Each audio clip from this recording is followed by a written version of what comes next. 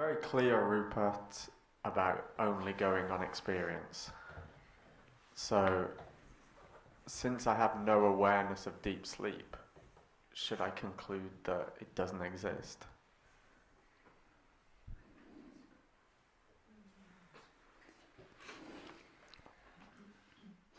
Yes.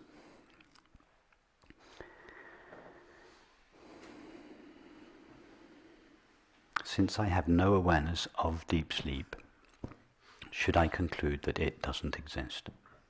Yes, there is no state called deep sleep that exists, that stands out from the background of awareness.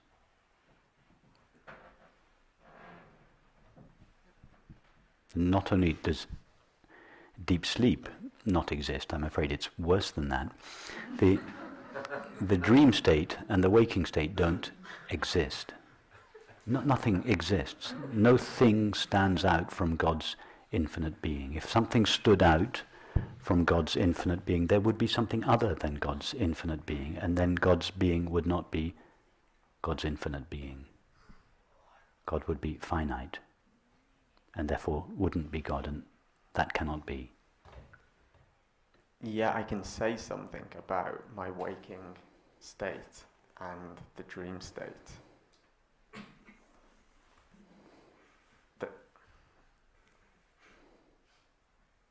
There's something different there. Something different. I can say that if we call this the waking state, there's an experience now that I'm aware of. But I can't say the same about the deep sleep. Have you ever experienced the disappearance of awareness? No. Have you experienced the disappearance of a thought, sensation, and perception? Yes. So, what remains when a thought, sensation, and perception disappears? Let's just take thoughts. What you have two thoughts, yes? Thought number one appears, it disappears. Thought number two appears and disappears. But at no time is there the disappearance of awareness. So what exists, or what is present, between the two thoughts?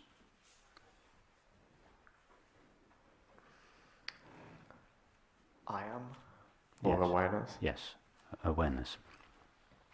So, from the point of view of thought, how long does that gap between thoughts last? Thought knows nothing of it. Sorry? Thought knows nothing of the gap. Thought knows nothing of it. Because thought can only know an object, and all objects appear in thought. So thought cannot know anything about the gap in between thoughts, and therefore it says it is non-existent.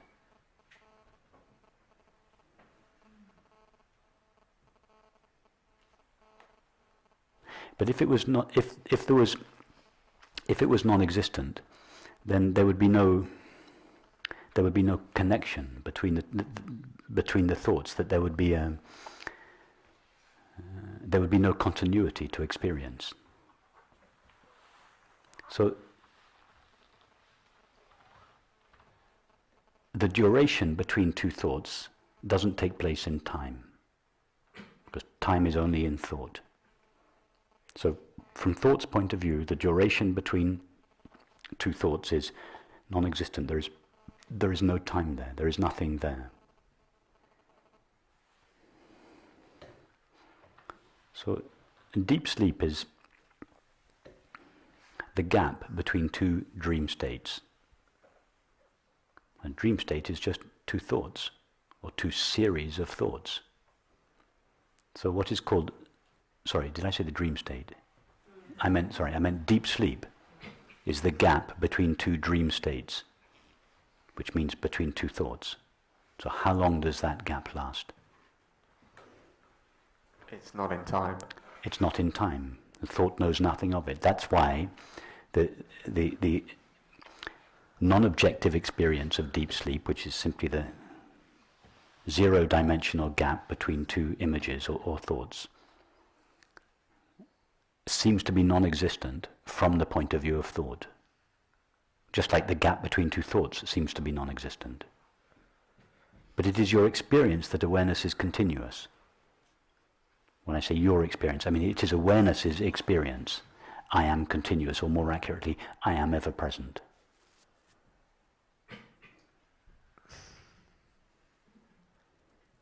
Yeah, that is the experience. In other words, deep sleep is not something that lasts in time. It is eternity. It is awareness. It seems to me that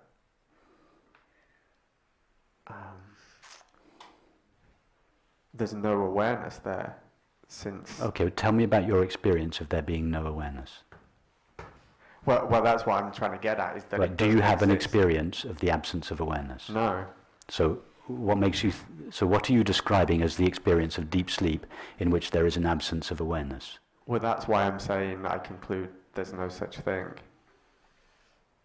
Because I have no awareness of it. Yeah, I can be aware of the gap between two thoughts in the waking state.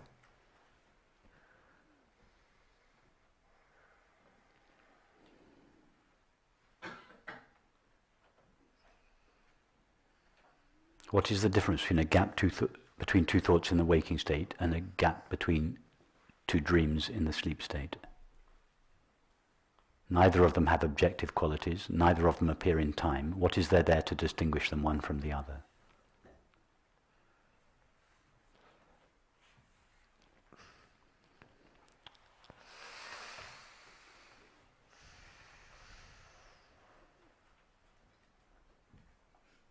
You see, it's the difficulty is because you are...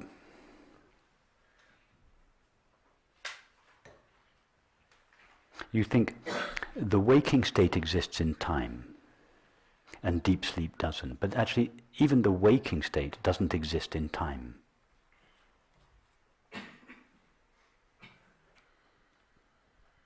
Time is an idea that appears in thought, but it's never an experience. Experience never takes place in time. No one has ever experienced time. In order to experience time, we would have to have experienced a past and a future. No one has ever been to the past or the future. But there can be an experience in the waking state of no thought. No, if there's an experience of no thought, you're not in the waking state. The waking state is thought and perception. If there's no thought, there's no waking, you're not in the waking state. Even when there is thought, you're not in the waking state. You are always awareness. But there is no thought appearing in you.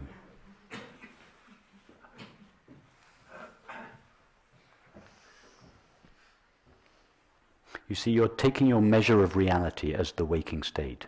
Right. Your question is based on the presumption the waking state is the natural state, is the normal state. Dreams are a kind of aberration of the waking state, and deep sleep, if it exists at all, is a kind of temporary blanking of the waking state, and then the next morning we get back to reality again, which is the waking state. No, the waking state is the smallest segment of experience. The dream world is much bigger than the waking world. The collective unconscious is much bigger than the dream world, and infinite awareness is much bigger than the collective unconscious. So start with awareness, not the waking state mind. You use awareness as the place to explore your experience. Explore your experience from the point of view of awareness, not from the point of view of the waking state. So the waking state is only thought. What is there in your experience to the waking state other than thought and perception?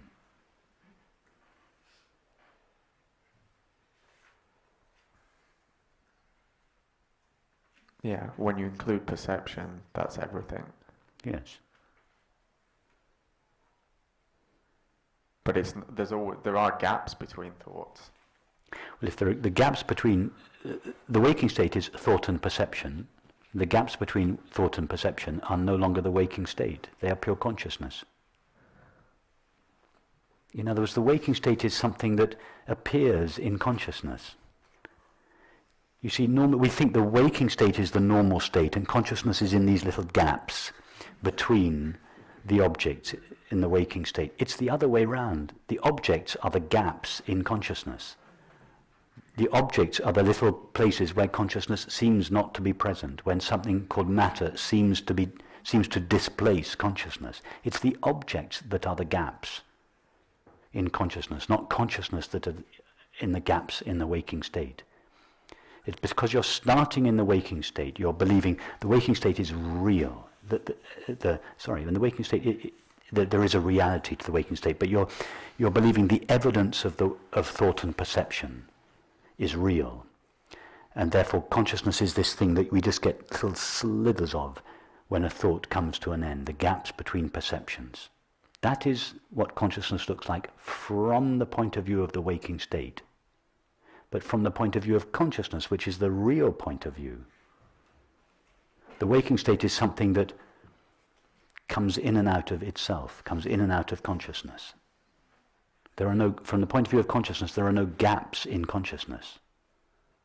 And consciousness is never in time. Time comes into apparent existence when thought and perception appears, and it goes out of existence. In fact, when thought appears, time comes into existence. When perception appears, space comes into existence. When thought and perception dissolve, as they do all the time and space dissolve. So the waking In fact, state... time and space never, sorry to interrupt you, time and space never actually came into existence. Time is just what consciousness looks like from the point of view of thought. Space is what consciousness looks like from the point of view of perception. Or we could say that time is consciousness objectified by thought, and space is consciousness objectified by perception.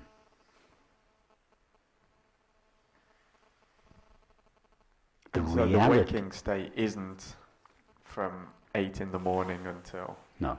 It's not a continuum like the mind perceives it to be. No, but the mind, because the finite mind can only know finite objects, when the finite mind looks at eternity, it sees time. In other words, it translates eternity, the eternal now, into its own medium, and sees what is in fact the eternal now as time.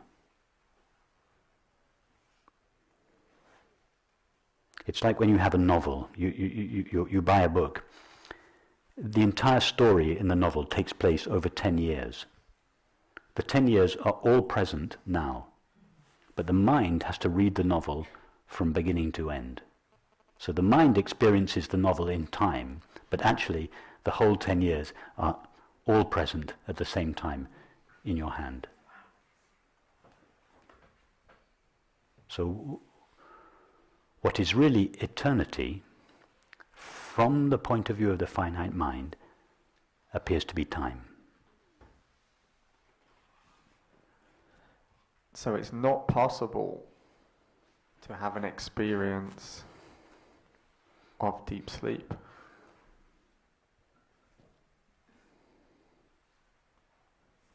Or it's not possible for the mind. It's not possible to have an experience of anything other than consciousness. Right, it's not possible to experience the waking state either. The waking state is only the waking state from the point of view of the waking state. From the point of view of the dream state is the waking state.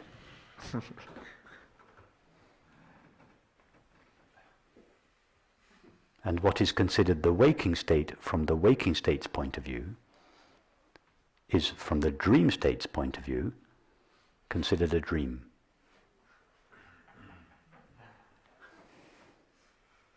In other words, each state imposes its own limitations on the reality of experience.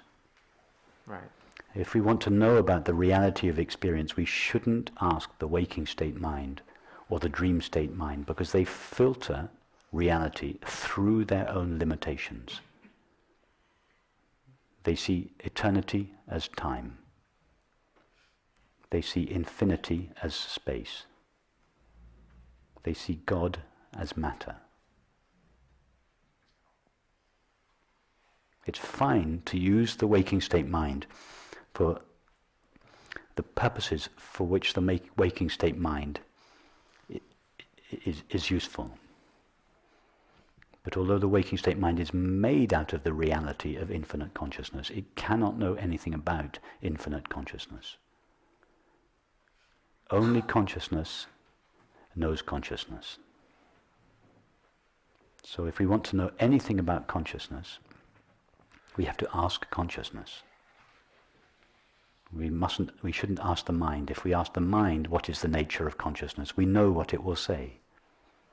It was born when this body was born. It shares the limitations of this body. When this body grows old and sick, consciousness grows old and sick. And then when this body dies, consciousness dies. This is what the waking state mind, or the finite mind, will tell us about consciousness. It knows nothing of consciousness. It presumes that consciousness shares its own limitations. And in terms of deep sleep, the mind presumes it's Yes. not there because the mind isn't there. The waking state mind believes that the waking state is a multiplicity and diversity of things. And as an inevitable corollary to that belief, it thinks that deep sleep is no thing. It thinks that the waking state is things, deep sleep is no thing or nothing.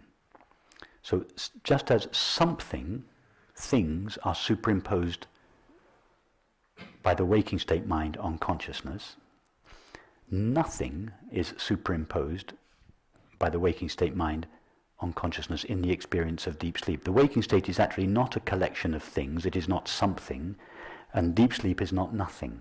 They are both infinite consciousness. But from the limited perspective of the waking state is something, deep sleep is nothing. It is neither something, reality is neither something nor nothing. The perennial question that philosophers ask, how does something come out of nothing? Something doesn't come out of nothing. Reality is neither something nor nothing. It is God's infinite being. Don't try to think of it. You can't think of it. I can't think of it. But it is neither something nor nothing. It's neither the waking state nor deep sleep. The waking state and deep sleep and the intermediary step of the dreaming state are modulations. The nothingness of deep sleep and the somethingness of the waking state are modulations of the unnameable reality.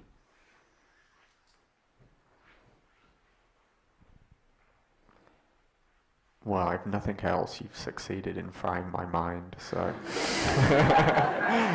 I better let that sink in. Thank you.